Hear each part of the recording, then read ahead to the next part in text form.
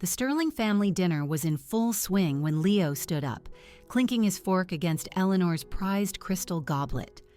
"Before we dig in, I've got some important news to share," he announced, his voice booming with a kind of self-importance he usually reserved for closing minor marketing deals. "You all know about Alara's little shack, that impractical hobby she bought herself 3 years ago." My spine stiffened at the condescending tone. "Well, I've finally taken care of that. I sold it last month for $75,000 while she was out of the country." The words hung in the charged air as he gestured grandly at the catered feast spread across the table. "The tab for this meal? It's from the sale of the shack. At least it was good for one decent dinner." His family erupted in laughter and applause, but I remained perfectly still, my phone already buzzing in my pocket with a call that was about to unravel his entire world. Why are the feds swarming my office? The buyer's attorney would shriek into my ear just moments later, his raw panic a sweet confirmation of what I was already starting to suspect. But before we get to that part, I want to thank you for listening. If you believe that every person's achievements deserve to be respected, not erased, please take a moment to subscribe. It costs you nothing, and it ensures these stories of justice find the audience they deserve. Now let's get back to the moment it all came crashing down. Let me rewind and explain how I found myself at that dinner table, a silent island in a sea of people who had perfected the art of making me feel invisible. 7 years of marriage to Leo Sterling had taught me the exact dimensions of my designated space in his life. Small, quiet, and out of the way. That very morning, like thousands of mornings before, I had risen at the crack of dawn to prepare his coffee, 1 sugar, a dash of milk, while he sat at our kitchen island, his face illuminated by the glow of his phone. My good morning was met with the usual silence. The breakfast I'd cooked was eaten without a word, the only sounds being his chewing and the dings of his fantasy football league chat. Eleanor had called while I was washing the dishes, of course speaking only to Leo about Sunday's menu, despite the unspoken truth that I'd be the one laboring for hours in the kitchen to meet her exacting standards. "Make sure Alara knows the lamb needs a proper crust this time," she'd instructed, her tone implying I was the hired help, not her daughter-in-law, "and tell her not to be so heavy-handed with the salt on the potatoes." The potatoes, last time, had been perfectly seasoned, but in the Sterling universe, my contributions were perpetually flawed. This pattern was cemented early on. When I was made senior partner at my consulting firm, a promotion that came with a 40% raise and a corner office I'd bled for over 18 months of 80-hour work weeks, Leo's response was a distracted grunt about it being about time I started contributing in a real way to our finances. The very next week, at this same dinner table, his brother Caleb had excitedly announced he'd won $100 on a scratch-off ticket, and the family burst into jubilant celebration. Eleanor insisted on taking pictures, while his father, Arthur, proposed a heartfelt toast to Caleb's sharp financial instincts. The Sterling family dynamics were a tapestry woven from 1,000 of these tiny, cruel threads, which had layered themselves into a suffocating blanket over the years. Eleanor would consistently forget to set a place for me at holiday meals until Leo, after a noticeable delay, would point it out. Arthur would discuss stock portfolios and investments with Leo, my presence entirely ignored, even though my income had eclipsed Leo's 2 years prior. Caleb perpetually borrowed money he never repaid, always with a smarmy joke that I probably kept a spreadsheet of every dime, which I did, but not for the petty reasons he imagined. During their weekly dinners, my accomplishments were demoted to footnotes. The month I secured a $2 million contract for my firm, a career-defining achievement, the entire dinner conversation was dedicated to Leo closing a marketing campaign worth less than my quarterly bonus. When I finally found a pause to mention my success, Eleanor had simply said, "Oh, that's nice, dear," before immediately turning back to Leo to ask about his golf game. These were the currents that pushed me toward my own quiet act of rebellion. 3 years ago, I had opened a private savings account, a financial world Leo knew nothing about. Every freelance project I squeezed into my evenings, every overpriced lunch I declined, every designer coffee I skipped, it all went into that account. I watched the balance creep upward, each deposit a small, defiant brick in a wall I was building for myself. The cabin was the first major thing I bought from that fund. 2 acres of cedar forest, 40 miles, and a world away from our polished suburban life, with a rustic deck overlooking a tranquil stream. When Leo stumbled upon it on a credit report he was pulling for his new sports car, his fury echoed through our house for days. Eleanor and Arthur had descended within the hour, a self-appointed tribunal ready to lecture me on the sanctity of marital transparency. "What kind of wife keeps secrets of this magnitude?" Eleanor had demanded, while Arthur gravely questioned my mental stability. But that cabin became my sanctuary. Every Friday, I'd drive north with my laptop and a thermos of coffee, spending weekends wrapped in a profound, healing silence.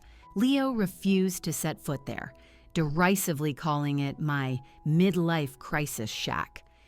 His family spun a whole narrative around it, casting the cabin as the physical embodiment of everything wrong with our marriage: my selfishness, my deceit, my utter failure to be a proper subordinate wife. 4 months ago, my firm landed a massive contract with a top-tier cybersecurity firm, Aegis Defense. The project required a specialist with top-secret security clearance to coordinate their new offices across Southeast Asia.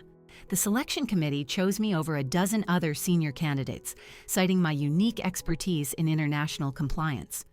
Leo's first reaction wasn't pride, but a familiar, curdled suspicion. Why would they send a woman overseas alone? He'd asked, as if it were the 1950s. Eleanor, naturally, suggested I was abandoning my marital duties. Before I left, I had arranged everything with meticulous care. Due to the nature of my security clearance, the cabin's ownership had to be registered in federal databases, a small detail that unwittingly upgraded my humble property into a protected asset. I left Leo a binder with emergency-only instructions, automated all the bills, and hired a professional property management service. The sound of his dismissive laugh as I explained these precautions was still ringing in my ears. Now, sitting at this table, watching him bask in his family's praise for liquidating my sanctuary, my achievement, my freedom, I felt the phone vibrate again. Marcus Thorne, the caller ID read.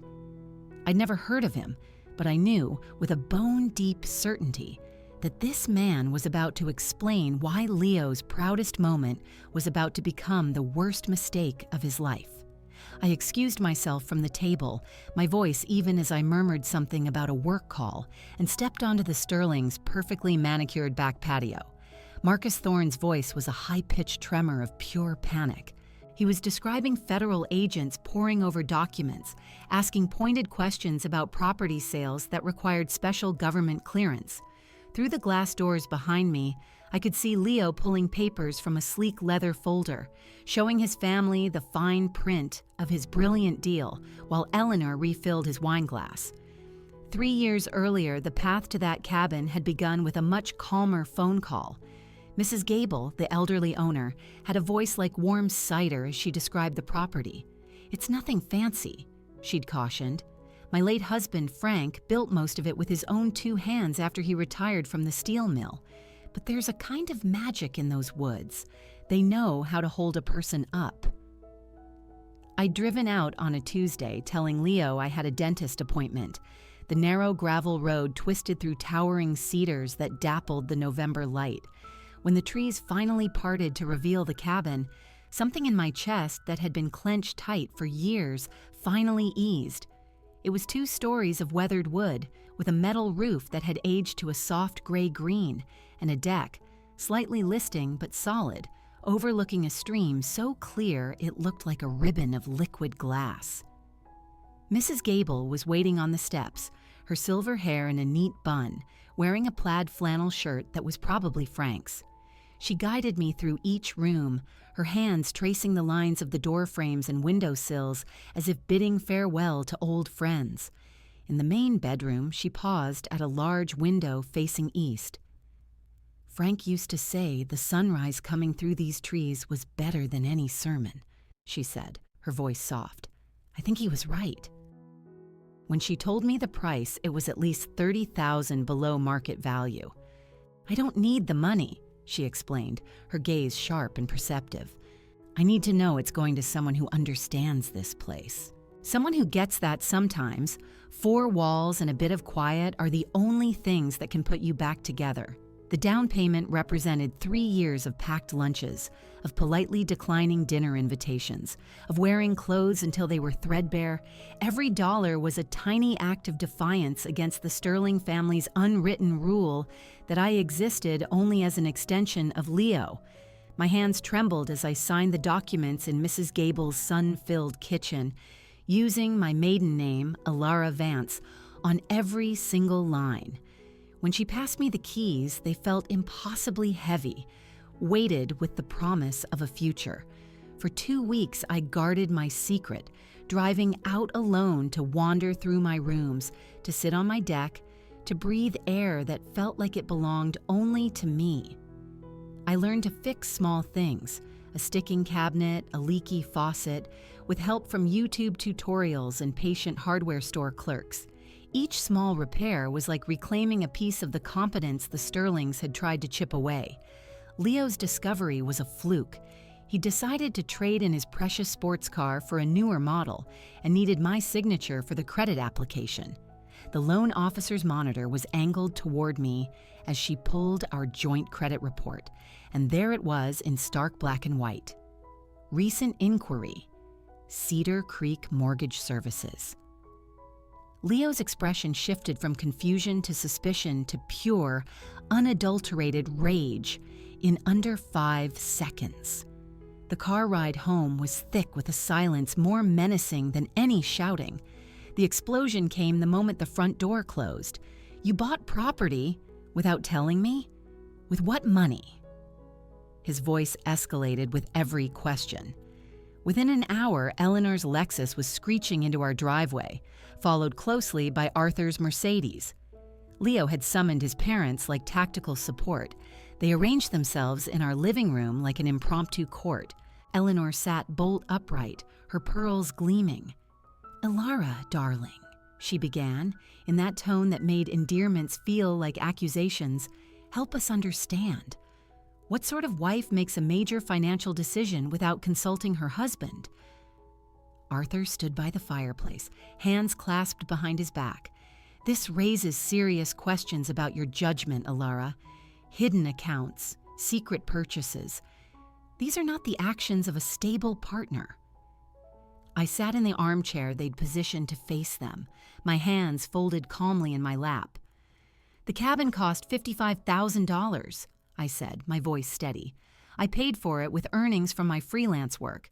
It had no impact on our joint finances." "That's not the point!" Leo's fist slammed onto the coffee table, making Eleanor's teacup jump. "We're a team. Partners don't have secrets."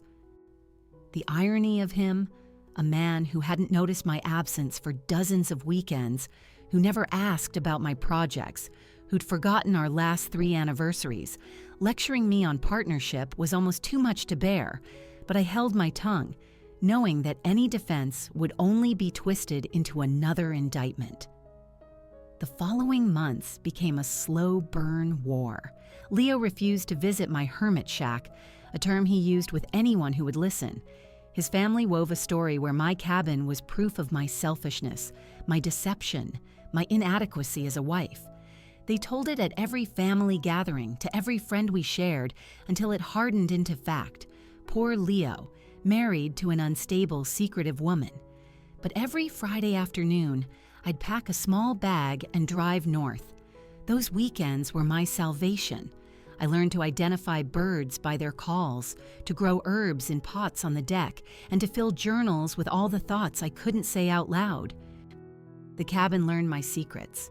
How I dreaded Sunday dinners, how I would sit in my car in the driveway for 10 minutes just to gather the strength to walk into my own home, how I'd started a private calendar, not counting down to anything but just to prove to myself that I was surviving. Eleanor escalated her campaign with a family meeting, which was really an intervention complete with a PowerPoint presentation. She'd actually created slides detailing the cabin's imagined maintenance costs, liability risks, and tax burdens, presenting each as a looming financial disaster. Caleb joked about me starting a cult in the woods. Arthur insinuated I was meeting someone there. Through it all, Leo sat silently, letting his family fight his battles, his silence a more potent weapon than all their accusations.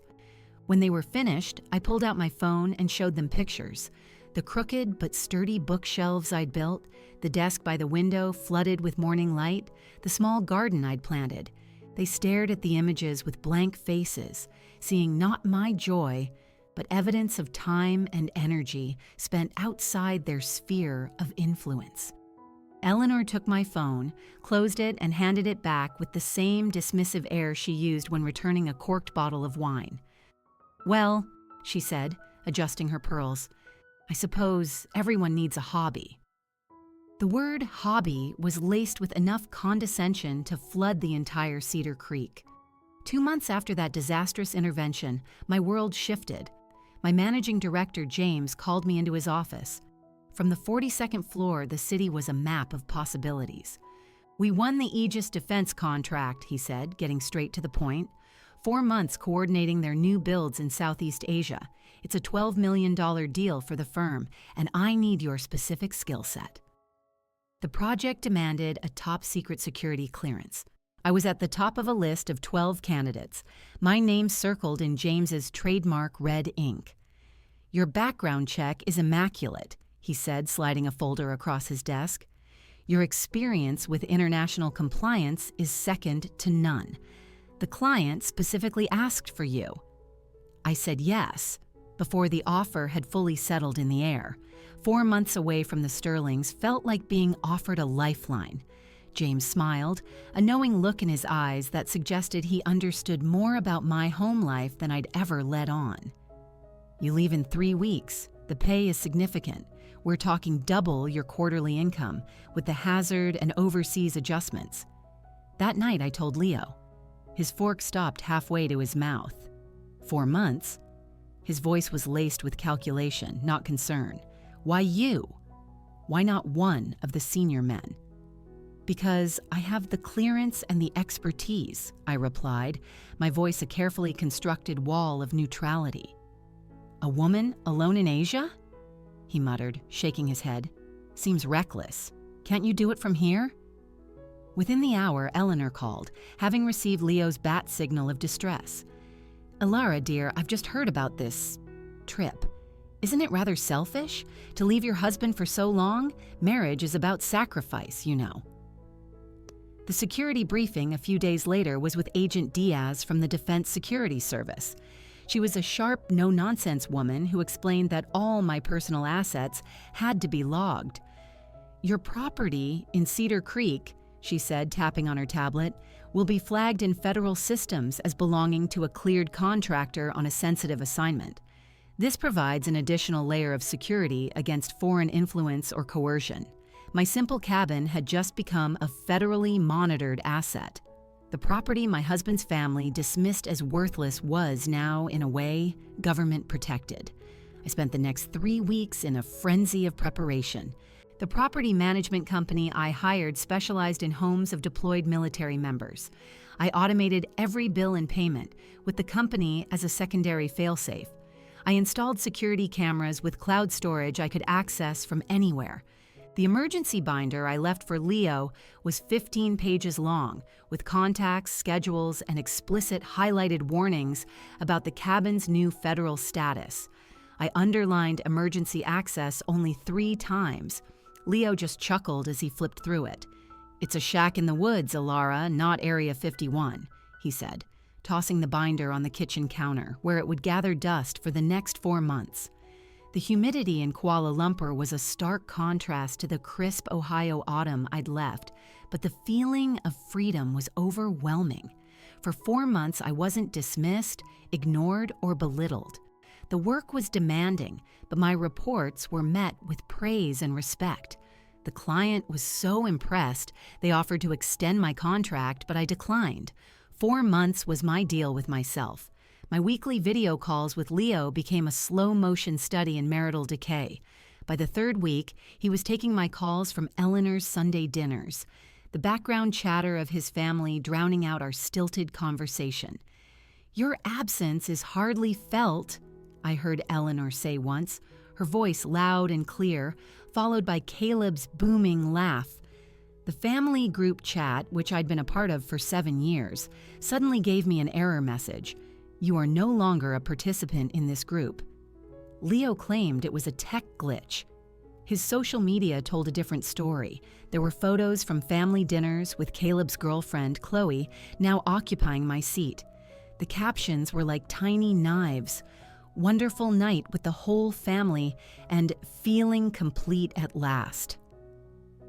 Chloe's perfectly manicured hand rested on Leo's shoulder in the last picture he'd posted.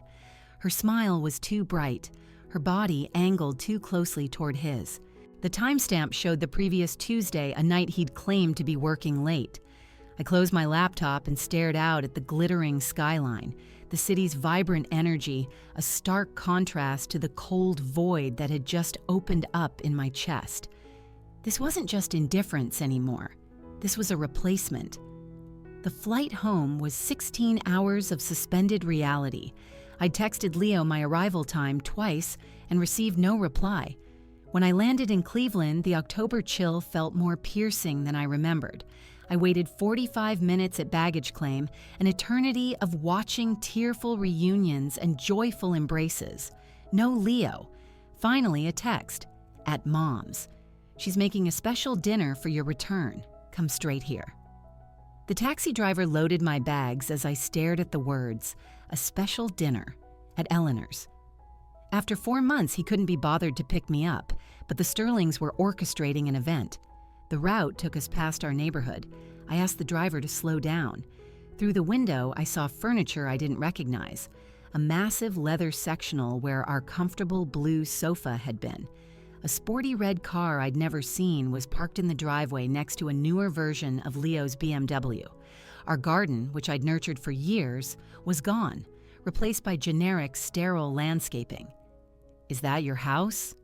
the driver asked, noticing my fixed gaze. "I'm not sure anymore," I said.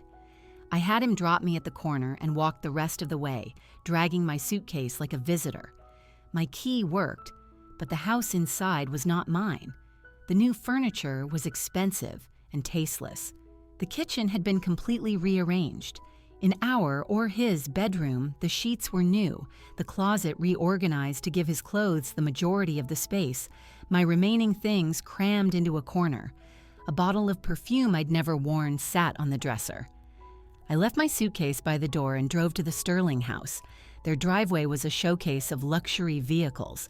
Inside, I could hear laughter from the dining room, a specific pitch of gleeful celebration.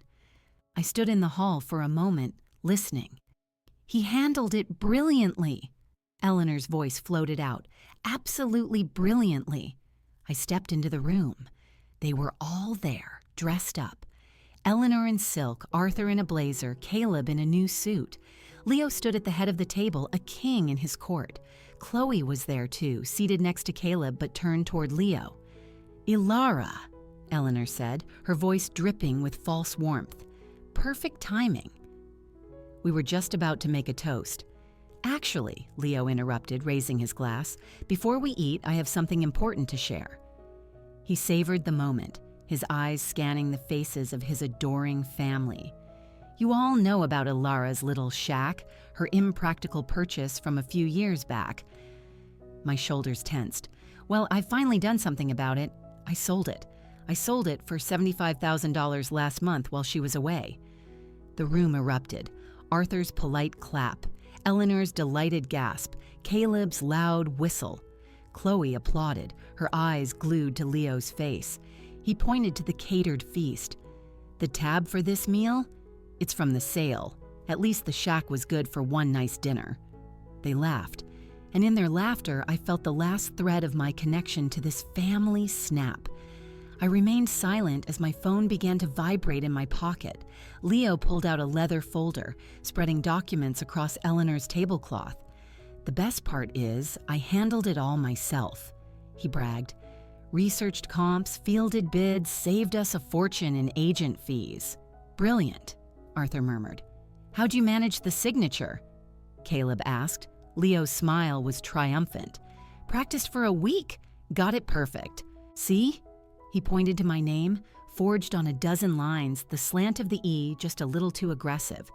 "Resourcefulness," Eleanor declared. "That's what I call true resourcefulness." My phone buzzed again. Marcus Thorne, attorney at law. I didn't know the name, but I knew this was it. This was the call. I stepped away from the table, phone pressed to my ear, and walked toward the French doors leading to the patio. The caller ID showed Marcus Thorne, attorney at law. The name meant nothing, but his voice, when he spoke, meant everything. "Mrs. Sterling." The man's voice was fraying at the edges with a panic so raw it was almost electric. "This is Marcus Thorne. I represented the buyers for your Cedar Creek property, the sale your husband arranged." Through the glass, I watched Leo hold court, his hands moving with theatrical flair as he recounted his genius. Eleanor beamed at him, the proud matriarch of a dynasty of fools. "How can I help you, Mr. Thorne?" I kept my voice a mask of professional calm, even as my heart began to pound, a triumphant rhythm against my ribs. "Why are federal authorities at our office?" The words tumbled out, his composure utterly gone. "They're seizing files, asking about restricted asset transfers, talking about fraudulent conveyance. They've got our servers. What in God's name did your husband sell to my clients? Federal authorities." The phrase was sweeter than any victory I could have imagined. I stepped further onto the patio, the cold October air a bracing slap of reality. "Mr. Thorne, I've been out of the country for 4 months." "This is the first I'm hearing of any sale. Perhaps you should tell me exactly what happened." "The Cedar Creek cabin," he nearly shouted. "Your husband provided a full power of attorney, handled everything. We closed 6 weeks ago. $75,000 wired to your joint account. But now there are agents here talking about federal property registrations and security clearances. They're using words like fraud and forgery." 6 weeks ago.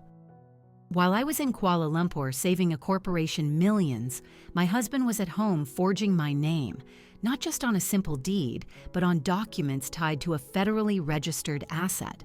The perfection of his hubris was almost poetic.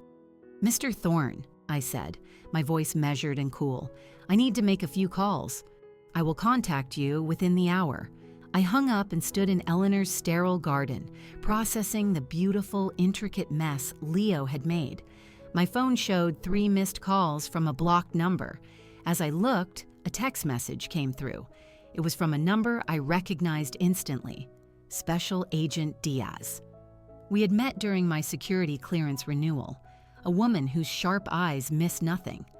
Her text was brief: "Mrs. Sterling, we are aware of the situation regarding your Cedar Creek property. Maintain normal behavior. Keep subjects unaware. A team is mobilizing." The message had been sent 2 hours ago, while my plane was still in the air. Agent Diaz knew about the fraudulent sale before I even landed. The federal systems that flagged my cabin had triggered an automatic investigation. Leo's little crime hadn't been a secret for a single day. He had tripped a wire he didn't even know existed. Through the window, I watched him, still performing. His hands gestured wildly as he explained some detail of his supposed business acumen. Eleanor glowed with pride. Arthur nodded sagely. They were a perfect portrait of self-congratulatory delusion, utterly oblivious to the fact that their golden boy had just confessed to a federal felony in a room full of witnesses. I walked back into the dining room, slipping my phone into my pocket. Leo paused. "Important call?" he asked, his tone dripping with his usual disinterest. "Just work," I replied, taking my seat at the far end of the table. "Following up on some documentation." He laughed. "Always working, Alara. You need to learn to relax." He turned back to his audience. The best part was getting the documents. While she was off gallivanting, I took the initiative and organized our finances. Found everything in her little safe in the home office. The combination was our anniversary. She never even bothered to change it. "Brilliant," Arthur said. "Taking charge of underutilized assets. That's a real businessman." "Exactly," Eleanor chimed in. "Why let money sit in some dusty shack when Leo has such excellent investment ideas for Caleb's new venture? They were already spending it, carving up the spoils of their son's crime. Not one of them questioned the ethics, the legality, the basic decency of it. The assumption of Leo's authority was absolute. That signature was impressive, man," Caleb said to Leo with a grin. "Honestly, I couldn't tell the difference." "A week of practice," Leo replied, beaming. "I used her old journals. The key is the pressure on the downstroke." Chloe finally spoke, her voice saccharine. "You must be so proud, Alara. Leo really took charge while you were away." I met her gaze. "Oh yes," I replied, my voice dangerously quiet. "He certainly took charge of things that weren't his." The comment hung in the air, but Leo just laughed it off. "Everything in a marriage is ours, darling. That's what partnership is." My phone vibrated again. A new text from Agent Diaz. 10 minutes. I watched the second hand on Arthur's grandfather clock. Leo was explaining his future plans for the $75,000. Eleanor was serving tiramisu, her victory dessert. Then the first set of headlights swept across the dining room window. A black SUV pulled silently into the driveway, followed by two more, boxing in the other cars with practiced precision. I saw the government plates. Figures emerged, moving with a chilling efficiency. I stood up. "I'll get the door," I said, though no one had knocked. Leo barely looked up. I reached the front door just as Agent Diaz raised her hand. She stood flanked by 5 other agents in dark suits. Her eyes met mine. "Mrs. Sterling," she said quietly, "are all subjects present?" "In the dining room," I confirmed, stepping aside. "They're having dessert." The agents moved through the house, their footsteps a deliberate, rhythmic countdown to the end of Leo's world. The dining room went dead silent as they filed in, blocking the exits. Leo's fork froze, a piece of tiramisu sliding onto the tablecloth. Arthur's face went white. Caleb shrank back in his chair. "Leo Sterling," Agent Diaz announced, her voice cutting through the silence. She held up her badge, the gold shield glinting under the chandelier. "You are under arrest for wire fraud, forgery of federal documents, and conspiracy." Leo's wineglass slipped from his fingers, shattering and spreading red wine across Eleanor's Persian rug like a fresh wound. "This is a mistake," he sputtered, scrambling to his feet. "It was a simple real estate deal." "Selling federally registered property with a forged signature isn't a simple deal, Mr. Sterling," Agent Diaz said calmly. "It's a federal felony." The click of the handcuffs was the loudest sound I had ever heard. "There's been a mistake," Eleanor shrieked, clutching her pearls. "Owen was just being resourceful. We need our lawyer." The agents began to work. One photographed the forged documents on the table. Another collected their phones, ignoring the protests. Owen turned to me, his face a storm of confusion and rage. "Alara, tell them. Tell them this is a misunderstanding. You're my wife." I met his desperate gaze with the profound, layered silence I had perfected over 7 years of marriage. It had once been my prison, now it was my ultimate weapon. "Spouses can testify in federal cases when they are the victim of the crime," Agent Diaz informed him coolly as she double-locked his cuffs. "But we don't need her testimony. Your detailed confession to your family here tonight is more than enough." She looked at me. "Mrs. Sterling, we'll need you to come in tomorrow to give a formal statement. Our financial crimes unit has found additional irregularities." Eleanor gasped. "Additional irregularities?" Agent Diaz turned to Leo's parents. "Mr. and Mrs. Sterling, you'll need to come in for questioning as well. Your names are on several suspicious transfers. It seems the cabin was just the tip of the iceberg. The family that had judged and dismissed me for years sat frozen as their world crumbled. The next morning, I sat in my kitchen, truly my kitchen now, and watched the sunrise. The dominoes fell fast. The title company lost its license. The real estate agents who had advised Leo were suspended. The buyer's lawyer, Marcus Thorne, was disbarred for gross negligence. The buyers, a nice couple, sued everyone. 6 months of investigation revealed the full scope of Leo's deceit. He'd been embezzling from our joint accounts for years, funding his family's lifestyles and his affair with Chloe. At the sentencing, Judge Thornton was unmoved by Leo's pleas. "Mr. Sterling," she said, peering over her glasses, "you didn't make a financial decision. You orchestrated a complex series of federal crimes. Your bragging about your methods doesn't show remorse. It confirms your criminal intent." He was sentenced to 5 years in federal prison and ordered to pay $350,000 in restitution. Eleanor and Arthur were convicted of receiving stolen funds. Caleb, in a stunning act of self-preservation, flipped and became the star witness against his own family in exchange for probation. His testimony was brutal.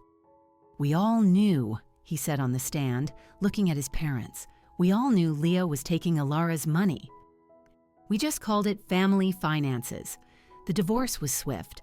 I was awarded everything: the house, the accounts, even Eleanor's heirloom crystal, which I promptly donated. 3 weeks later, I returned to my cabin. Restitution funds had transformed it. The gravel road was paved, the kitchen was brand new, the deck was reinforced and expanded. Agent Diaz came to visit one morning bringing coffee. "Your case blew open a much larger investigation," she told me. "Leo was running similar scams on other women. Your cabin's federal status was the tripwire that brought him down." Owen's letters from prison started arriving. The first was full of rage. The second was steeped in self-pity. The last one held a flicker of understanding. "I found out about the federal classifications," he wrote. "I should have asked you." He never said he was sorry, he just stopped writing. A year after that fateful dinner, I sat on my new deck, watching the sunset paint the sky. The silence was absolute, filled only with the sound of the wind in the trees and the stream bubbling nearby. My phone was silent, scrubbed clean of the Sterlings and their toxic world. The absence of their judgment was the most profound peace I had ever known. If watching justice unfold in the most satisfying way possible had you on the edge of your seat, please hit that like button. My favorite moment was when Agent Diaz calmly explained that spousal privilege doesn't protect criminals from their victims. What was yours? Let me know in the comments below, and don't forget to subscribe and hit the notification bell so you never miss another story of sweet, sweet revenge. End of story.